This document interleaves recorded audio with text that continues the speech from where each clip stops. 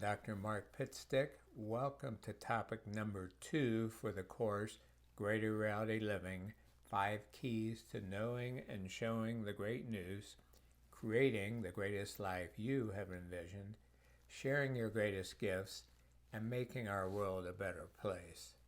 I know, long subtitle, but very important. For optimal benefit, please watch the videos for topic number 1 first, and start taking relevant action steps, for example, using the holistic breathing technique I shared at the end of topic number 1.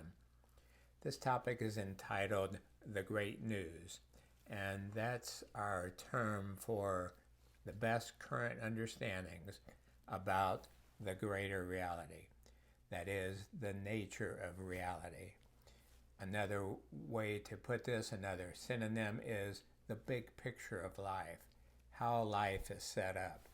In other words, it's very important for us to understand what game are we playing, what are the rules, what is really going on. And in the past, people were operating under wrong assumptions, fearful, ignorant understandings about what life is about. Well, now we have very good information based on contemporary evidence, some scientific and clinical research, and also looking at the pearls of ancient understandings and synthesizing that. Again, we have a very good sense about what's going on, what is life about, the nature of reality. Now, as you well know, this earthly experience can be very difficult at times, and it can seem even more confusing, hopeless, and senseless due to a number of things. First of all, the average human perceives much less than 1% of reality. The human brain is amazing, but a lot of what it does is to filter, to censor, to filter out sensory input. That's adaptive for getting around, especially when we were cavemen and cavewomen, but not so much now. So you understand again that there's much more to life than meets the eye, that the average person is looking through a pinhole and then wondering why things don't make sense. Another reason why life seems so cruel, difficult, unfair, is that we have been taught, especially in the past, many people's understandings about God, the nature of life, the afterlife, has been taught by powerful religions. And yes, they had at the seeds great teachers that started them, and certainly many wonderful ministers and people who shared that information. But as always, anytime there's profit to be had, control to be gained, people to be manipulated, certain beginner souls, most likely, will step in and do that. So they turn these loving messages, love thy neighbor as thyself, you and the Father are one, fear not, all this, into you could go to hell forever, and you better be afraid, and you better give money to the church. So many people's ideas have been twisted by these schizoid teachings. And then the other thing that happens is many people want nothing to do with topics of a creator, an afterlife, because they consider nothingness to be better than some of the bizarre teachings shared by some religions, or better put, by some denominations. Again, there's over 10,000 denominations and cults within Christianity alone. So many of them are wonderful and teach good messages. But some of them, especially the more fundamentalist, zealous ones, have just done a lot of harm. Another reason why the great news may seem too good to be true, because life seems so cruel and unfair, is that the average person's body and brain have been so affected by chemicals, heavy metals, microplastic particles, etc. Much of this coming from large corporations. in the 1960s, there was a buzzword, better living through chemistry. And I thought, well, that sounds good. Yeah, that sounds reasonable. And there are good things from it. But the bad things are now that everyone has chemicals in their body. Newborn babies, their placental blood has been analyzed and found to have over 200 chemicals in it right from the get-go. So these large corporations, I don't get it because they're hurting themselves and their loved ones as well. But, bottom line about profit. So we need to do something about that, and we'll talk about that more later. But again, the brain is so sensitive, and the average person's brain is so thrown off by all these, and as well as nutritional deficiencies. And that's one reason why the suicide rate, suicide's the number 2 cause of death now in young people, and all the various mental illnesses and that you're seeing. So all these can be addressed, by the way. I don't want this to be discouraging. This is hopeful because the solutions for all these things are known. Many people don't know about the great news, and I'll have this whole topic about it right now. So you will know how life is set up to the best of our understanding. Many people lack information about optimal self-care, what to do to take care of themselves, and then about natural health care when needed, things like chiropractic, acupuncture, deep tissue massage, personalized nutrition, etc. So powerful, so safe, effective, affordable. But again, a lot of people don't know about it or think they can't afford it. And then poor decisions in the past have made some people think that it's hopeless, there can't be any great news, and that things really are horrible. And, some people will drink too much or take drugs or do something that injures their bodies, and then they have to live with that. But having self-responsibility for the past is part of this program, but also knowing that the human body is amazingly resilient, healing, and that there's always blessings, silver linings to clouds. So again, those are some of the reasons why the great news may seem too good to be true, even though it is true. It may take you some time to fully understand this great news and realize that this is the best indication about the way life is set up. And some of this great news may differ from what you were taught, so you're faced with a choice. Do you consider to believe archaic teachings that didn't have evidence behind them?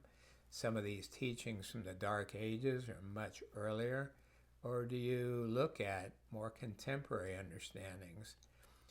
I'll give you an example. When I was 6 years old, I'm the guy that always asked questions, right? I didn't accept a lot of what was taught. I wanted to understand it. So when I was 6 years old, our Sunday school teacher said, well, God created Adam and Eve, the only people on earth, and they had 2 sons, Cain and Abel.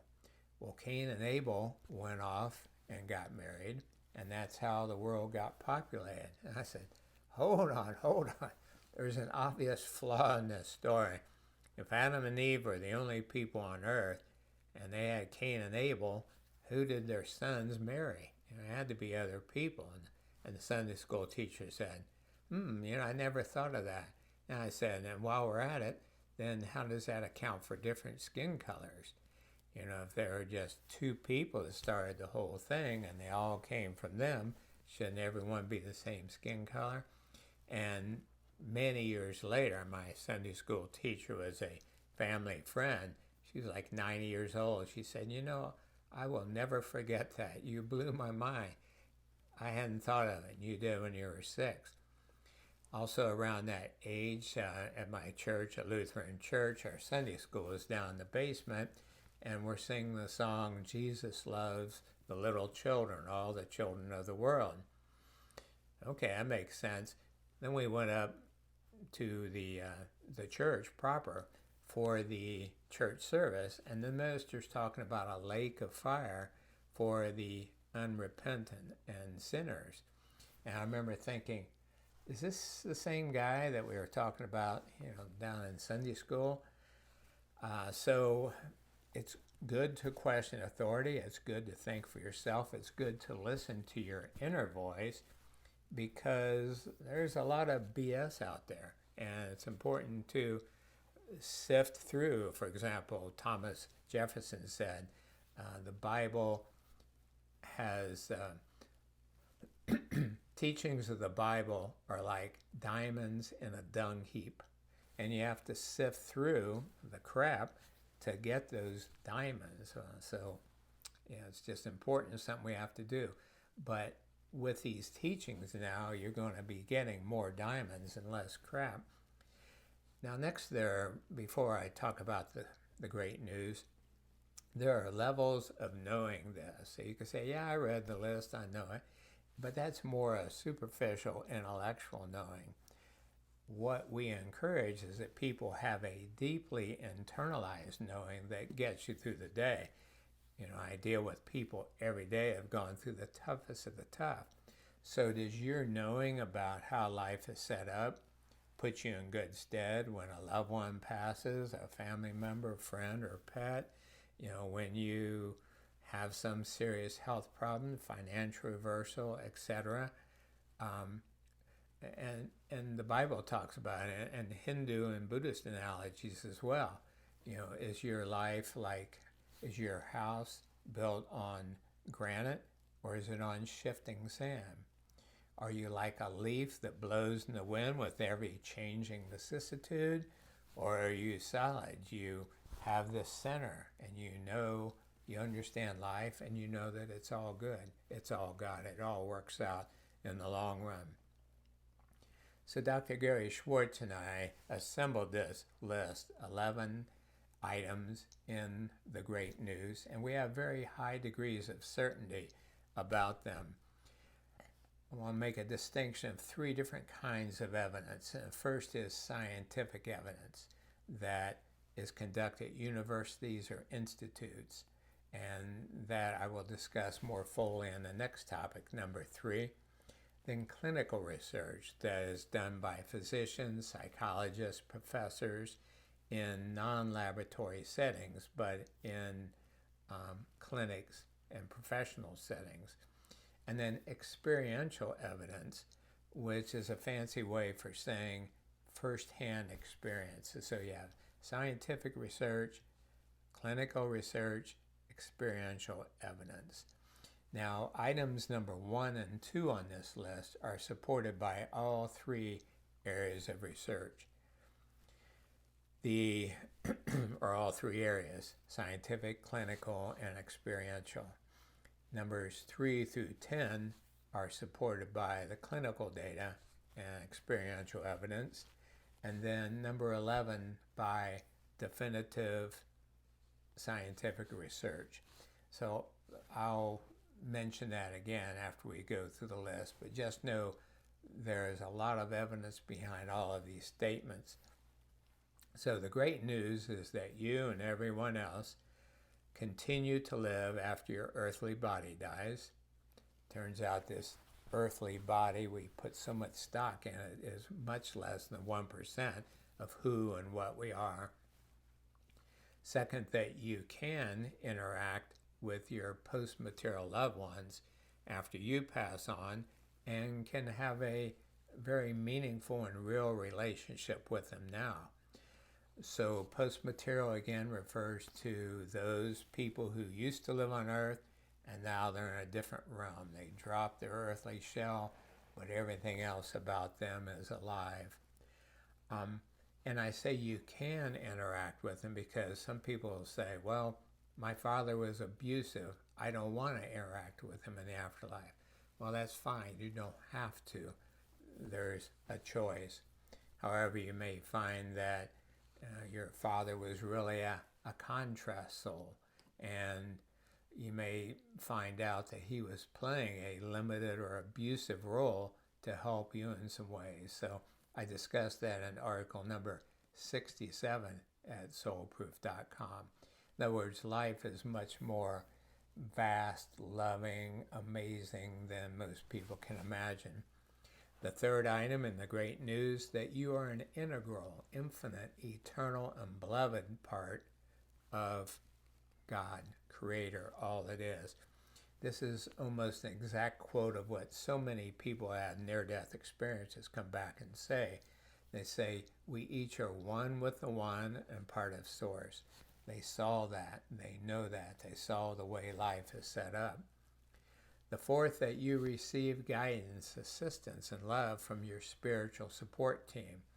Now, if you like more religious terms, you could say angels, guides, master teachers, soulmates.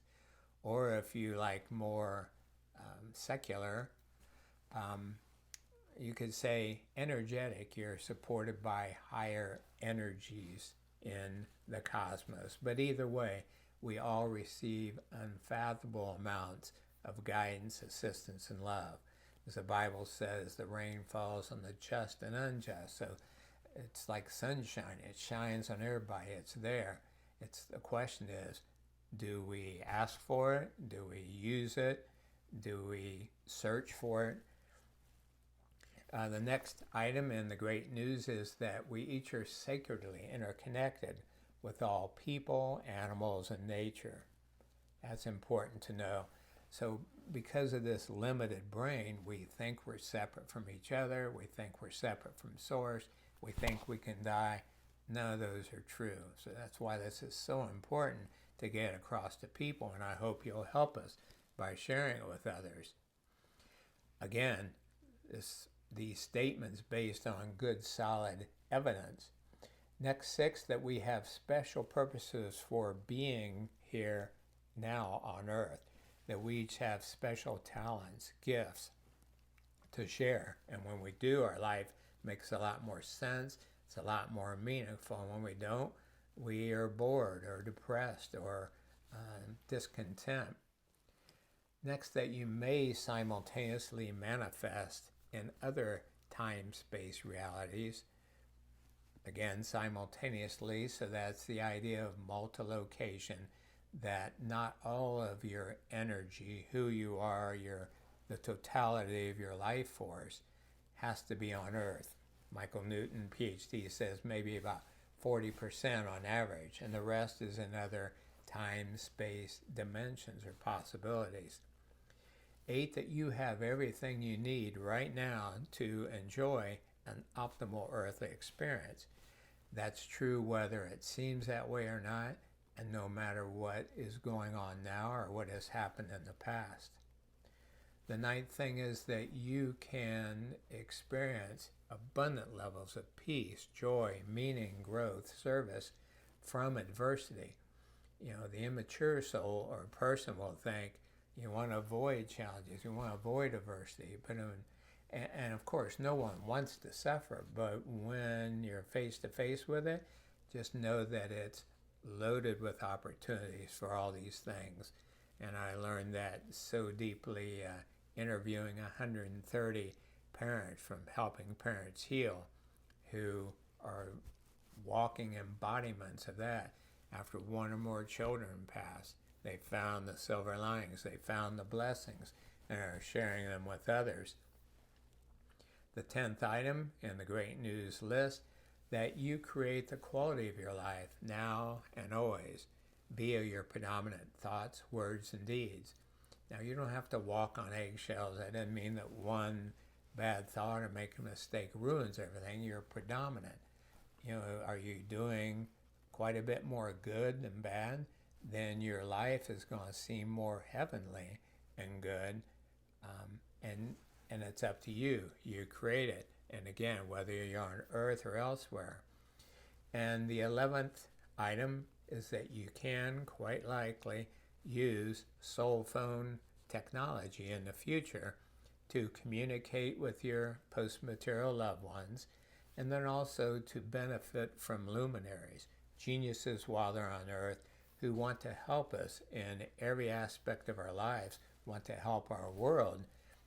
We just need a good, reliable, accurate, and rapid source of communication with them so they can share their information. So this is a super exciting list. And again, number 1 and 2, that is life after death and can communicate with loved ones based on scientific, clinical, and experiential evidence.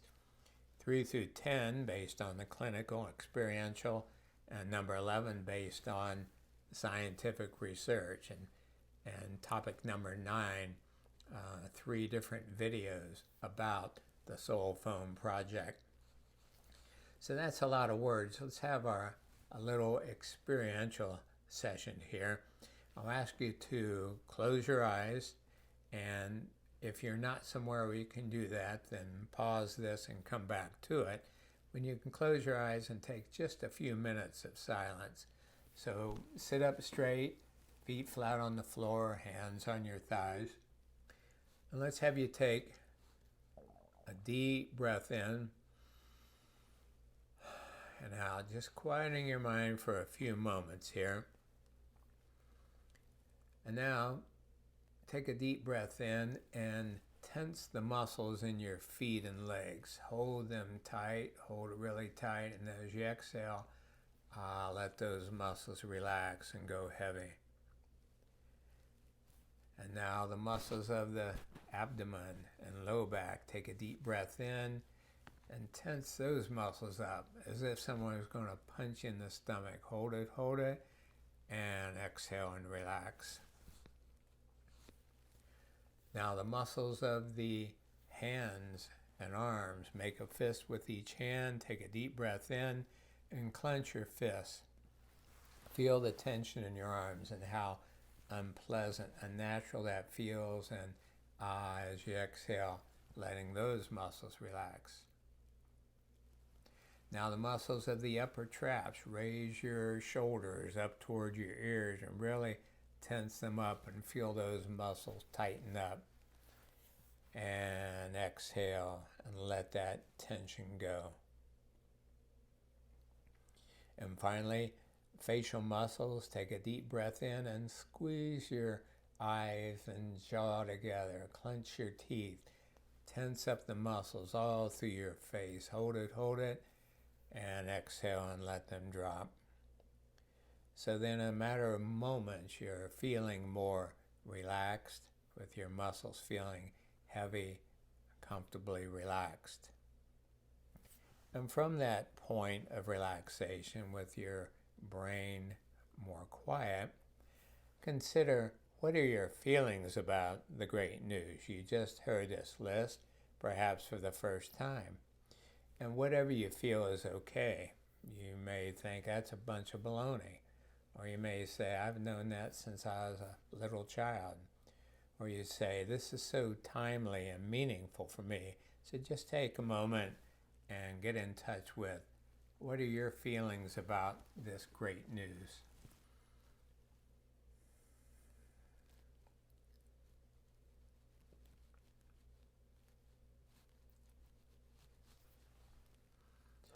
Good. Now consider what would it take for you to more deeply know and show the great news. Just let it pop up. What would help you really know that even more deeply to the point where you would shape your life based on that information?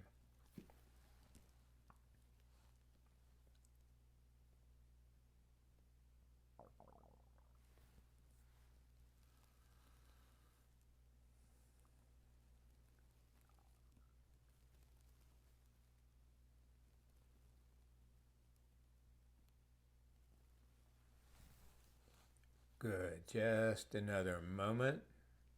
Breathing slowly and deeply. Being more aware of your reaction to the great news and what would help you believe it.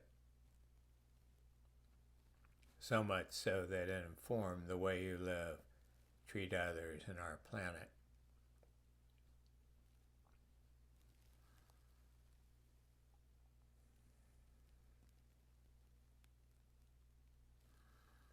Okay, and when you're ready, slowly open your eyes, please.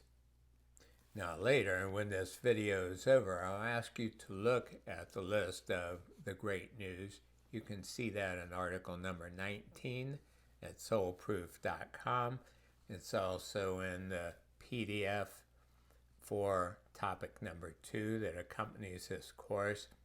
And write your initial reaction to each item, and then your certainty. In other words, life continues after bodily death. How certain are you of that? 0 to 10 scale, 10 being the most certain.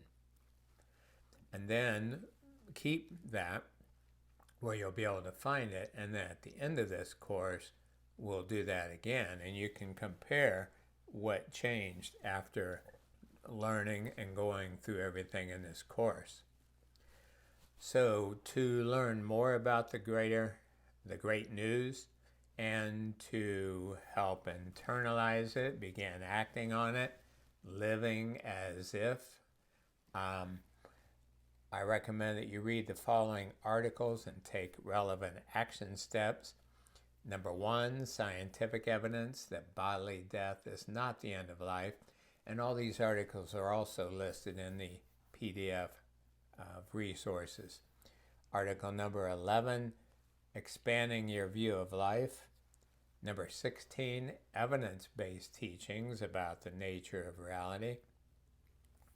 17, internalizing your spiritually transformative experiences. Number 19, the great news we already mentioned. Number 23, are you more evolved and sensitive or empathic? Because if you are, you likely are feeling the energy, especially the negative or lower energy of others. So it's important to not get sapped or zapped by other people. Article number 45, the life review. How would yours feel today if you passed on? Number 60, clinical evidence that life continues after bodily death. And number 77, centering practices. That is, different ways that you can quiet your brain and get in touch with the other 99.9% of reality that's previously been intangible to your senses, because the brain is ruling the roost so much and thinks it knows everything. Another thing you can do to better understand and use the great news is to listen to the free radio shows at soulproof.com, top tab radio shows. I recommend that you continue using the holistic breathing technique that we started in topic number 1. So powerful to help you get clear, to release old blocks caused by abuse, physical, emotional, mental wounds, or inaccurate teachings, and needless fears, which turns out to be all of them. So there's your homework. This is the end of topic number 2, the great news, for the course, Greater Reality Living, 5 keys to knowing and showing the great news, creating the greatest life you have envisioned, sharing your greatest gifts, and making our world a better place. Thank you again for fully using this and sharing it with others. Let it shine.